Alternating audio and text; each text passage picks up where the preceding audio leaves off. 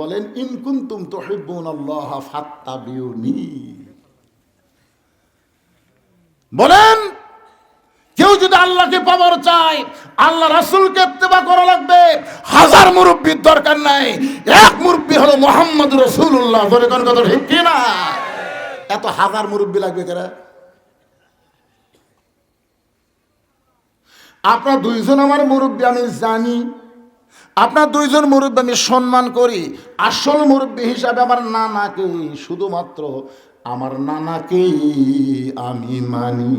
সবাই আমার সঙ্গে বলবেন উপায় নাই রে, বলেন উপায় নাই রে, উপায় নাই রে, উপায় নাই, নবী বিনে আল্লাহ পাওয়ার উপায় নাই। ওমর ফারুকের চোখ দর দর করে পানি পড়ছে। বাবা হোসাইন, তুমি কি বোঝাবার চাও একটু ভালো করে বলো। হোসেন বলতেছে আপনার দুই মুরব্বী মনে কষ্ট নেন না, আমি কয়দিন আগে স্বপ্ন দেখলাম আমার নানা ঘরের মধ্যে আরাম করতেছে। আমি হোসেন দরজাত গিয়ে বললাম নানু ভাই আমি একটু আপনার কাছে যাবার চাই। আমার নানা বলে হোসেন রে আমি এখন জান্নাতের মধ্যে আরাম করতেছি, খবরদার তুই ডিস্টার্ব করিস না। আমি হোসেন চমকে গেলাম, যেই নানা ভাঙ্গা ঘরের মধ্যে দিয়ে কথা বলতেছে সেই নানা জান্নাতে কেমনে আরাম করে। আমি দরজা বাদ দিয়ে জানলার ফাঁকদার তাকায় দেখি আমার নানি উরাতকে বালিশ বানায় দিছে, সেই উরাতের উপর আমার নানা শুয়ে আছে, চুলের মধ্যে নানি বিলকি করতেছে। আমি রাগ করে বললাম নানু ভাই নানির উরাতকে বালিশ বানায় শুয়ে থাকলে কি জান্নাতে থাকা যায়? আমার নানা কয় হোসেন রে তুই ছোট্ট মানুষ তুই বুঝবি না ভাই, তোর নানির মতন বউ যদি কেউ ঘরে পায় ওই ঘরটা আল্লাহর জান্নাত হয়ে যায়। আরে তোর নানির মতন বউ যদি কেউ ঘরে পায় ভাই ওই ভাঙ্গা ঘরও আল্লাহ জান্নাত বানিয়ে দেয়। হোসেন বলে আমি সেই দিন থেকে সিদ্ধান্ত নিয়েছি বিয়া যদি করাই লাগে নানার মতন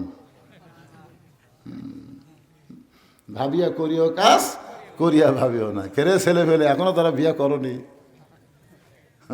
চিন্তা ভাবনা করে বিয়া করো বাজান।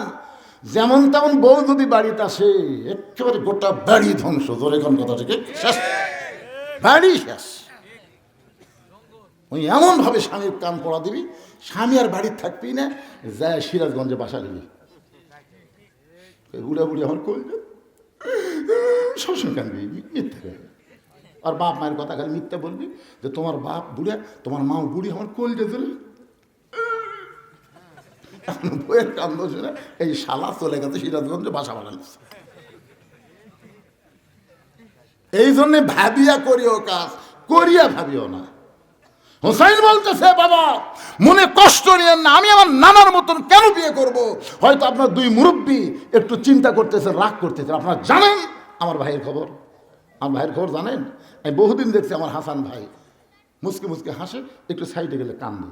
আমি চিন্তা করলাম কে আমার ভাই সবসময় ছোটোর থেকে আমরা দুই ভাই গলা ধরে বেড়াছি, এখন বড় ভাই বিয়ে করার পর থেকে কখনো কান্দে কখনো হাসে। আমি একদিন ভাইয়ের পিছনে পিছনে রওনা দিলাম, একটা বাড়ির সাইডে গিয়ে আমার ভাই ছোট বাচ্চার মতন কাঁদতেছে।